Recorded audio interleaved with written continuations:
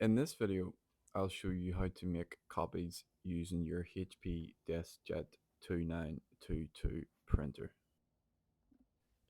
Before you start, just make sure that you have enough paper at the back of the printer for the amount of copies that you need. Then you're going to take the page that you want to copy and open up the scanner lid like this. Go ahead and then take the page and place it face down on the scanner glass.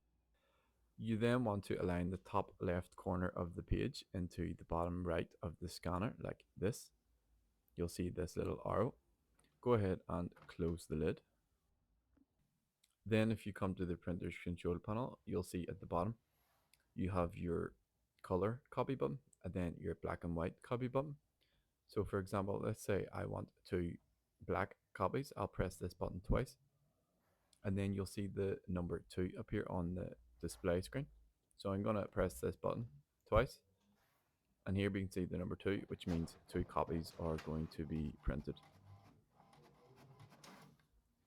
And here we are. Here is my 2 black and white copies. So if you found this video useful, please like and subscribe.